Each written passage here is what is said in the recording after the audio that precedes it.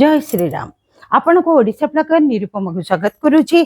Friends, जन्ही गछ लगै जदि जन्ही गछ लगै फल आसी ताहले निश्चित भाव में केयर नियंतु। मु लॉन्ग वीडियो दे सारी आपण माने लॉन्ग वीडियो देखंतु, केयर नहीं जानतु। आउ एपरी स्प्रे मध्यम करंतु। गोटे लिटर रे नीम ऑयल 5 ml पकांतु, किंतु से नीम ऑयल बोतल टी को फेंटी दियंतु।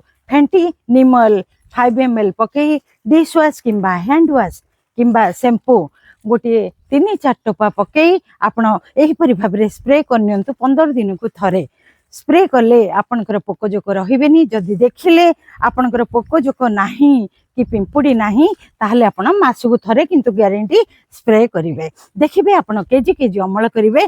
एई जन्ही आपण खरारे हिं गछटी को रखंतु, छाईरे रखंतुनी। छाईरे रखिले बहुत पोक हेबे। आपनकर जेतिक अमल हवा कथा अमल हबनी। किंतु मु जेमती दउची फ्रेंड्स, कौन दउची कौन नहीं, केमती केयर नउची, मंजी बुणीबाठू आरंभ करी आपण को फल आसबा जे सब विषय रे कहूची। आपण माने वीडियो देखंतु, केयर नहीं जानतु। आपनकर बाड़ी बगीचा नहीं, आपण भाबुचंदी बाड़ी बगीचा नहीं कौन लगेबी।